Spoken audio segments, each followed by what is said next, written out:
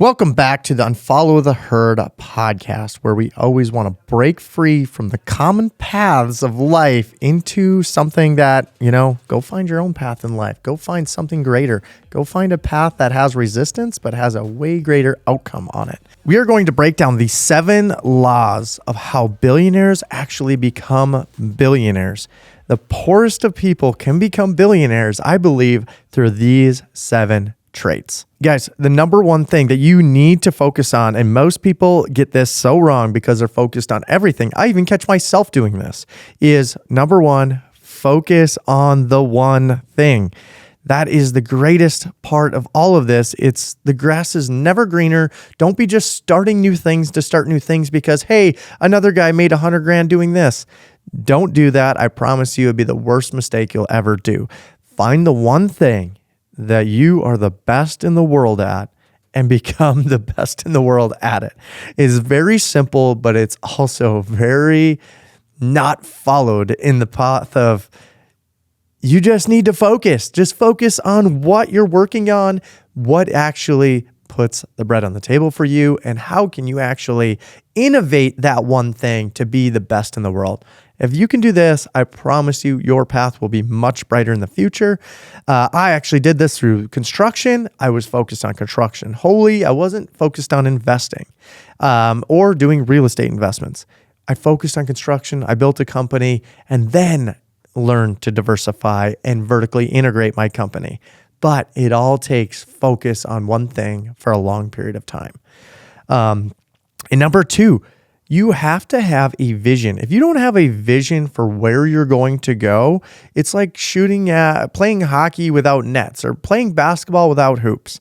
Where are you going? Where's your vision taking you? I coach many students. Most of the students' problems is they're not visionaries. I am blessed that I am a visionary. The bad part about me, I'm not an operations-focused human. Like, that's not what I do. I don't love to be sitting in spreadsheets all day. I don't love to be analyzing how to improve processes. I love to come up with new concepts. I love to innovate those processes, and I love to make new things happen. So I very much get deals done and get ideas put together into forming a new business, but you have to have vision on where you're going. What are you going to do with your life? A really good book for this is called Vivid Vision. If you lack vision on where direction and what you need to go to, if you're trying to just spray and pray and just try to go after everything, again, going back to focus, you need to go read Vivid Vision and figure out what really drives you in life. Life is not about just the outcome on what happens. It's about purpose. Purpose will always outdrive the outcome, right? Like, we all want to be billionaires. But if we're just billionaires and we have zero purpose and we just live in the space of we just always want more, it's such a miserable place to be. So as an entrepreneur, if you find yourself just always wanting more, you need to discover purpose. And to discover purpose, you should read Vivid Vision. Gary Harper is very good at this as well, on finding a purpose for what you need to do in life. So hopefully you can research some of those and help you with your vision so you actually know what drives you and what your outcome really wants to be. And number 3, so you don't want to be just, an ordinary human and following ordinary people's advice, right? Like, the Elon Musks of the world didn't just become really great by being ordinary. No, what does he do?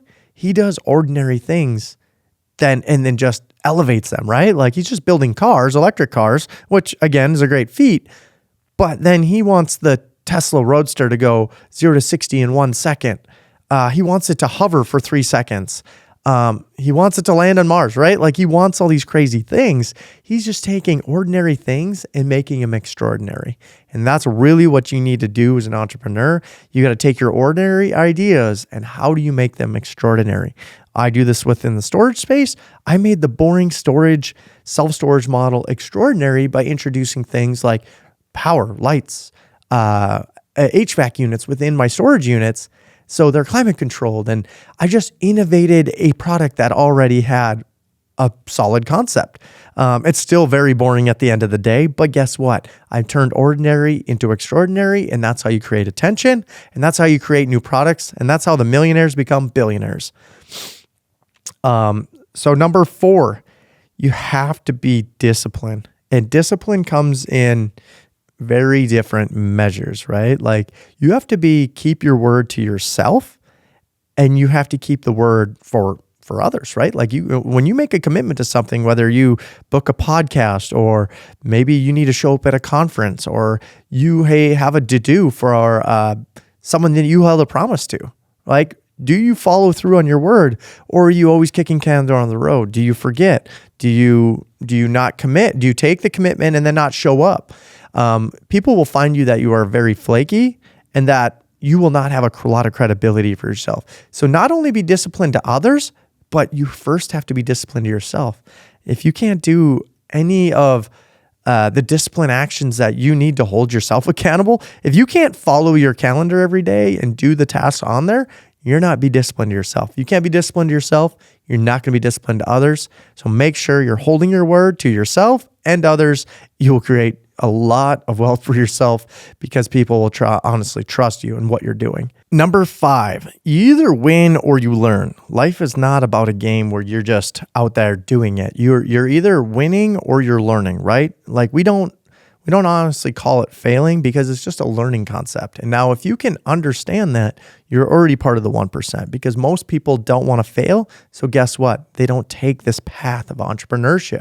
They just stay at the job, stay where it's comfortable. They don't have to fail a lot, right? The only way they would fail is by losing their job or that'd be really the worst concept that could happen. Now in entrepreneurship, we fail all the time, right? Like of the 10 concepts we could have, there's probably 9 concepts that didn't work.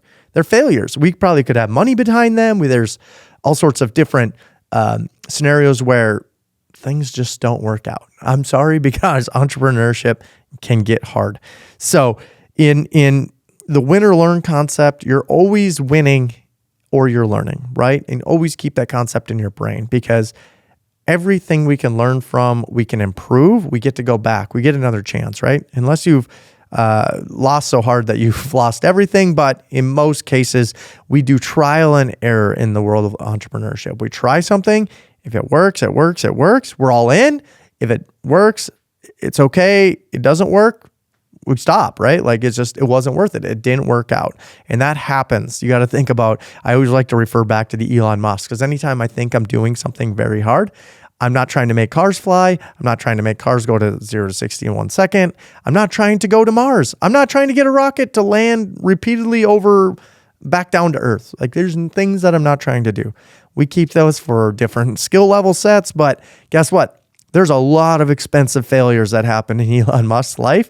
And of course, there's some good things that happened out of it, right? Being Tesla and SpaceX as well. So you either win or you learn in life. And that's what you got to always understand. Number 6, think about investments. Most people think about right out of the gate, let's over diversify, right? Like let's get in the stock market. Let's do Robinhood on crypto. Let's invest in bonds. Let's do high yield savings accounts.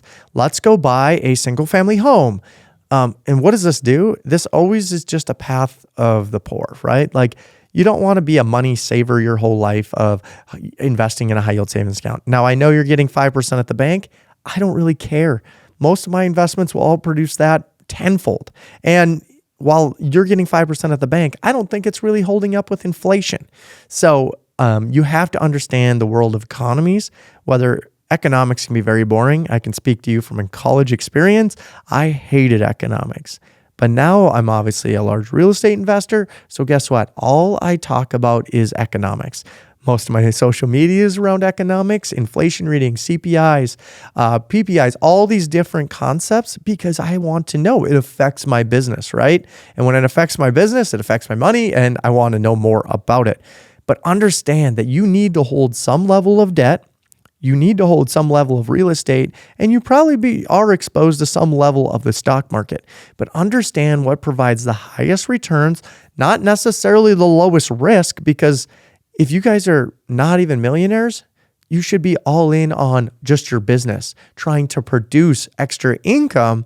So then you'll take that extra income and invest in things like real estate or other things that you don't know, right? Beside real estate syndicators, things like we have at Mac Capital, where People are very busy in their careers. They don't have time to invest, but they understand the value of investing in diversified assets, aka real estate or storage.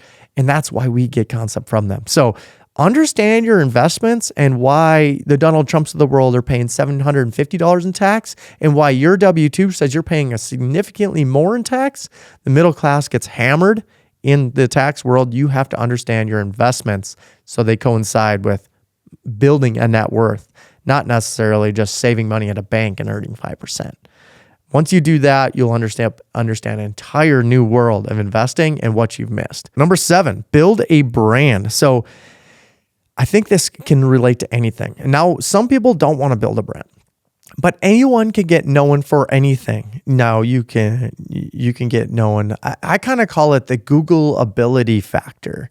If you can Google in your name, I want to know, and make sure you hit the little incognito button, Google your name and just see what comes up. Is it another face? Is it a famous old athlete? Is it, you can see anything in these things. And honestly, when people are searching you, if you're in a professional world or an entrepreneur, they're searching your name. Not all the time, but it is amazing how many more people search your name. Obviously I have a heavy LinkedIn presence. I do podcasting. I do things like this. I'm on all social media platforms. What are all those platforms very good at? Talking to Google and getting me ranked higher and higher. I remember there was a smart coon guy who wrote a book or something, and he is all over Google. And I was like, you know what? I got to be able to easily beat out this guy through SEO tactics and just actually producing social media. I didn't really spend any money getting my Google ability better.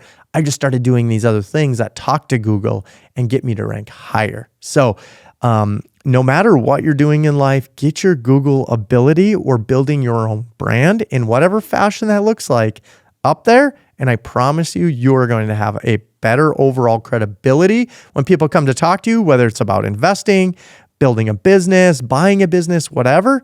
I talk to people much wealthier than I am. And that's just because my presence on social media gives me a lot more credibility. So I want you to think about those 7 things. If any of those, you are moving from the laws of being the small millionaire and moving into the world of being a billionaire.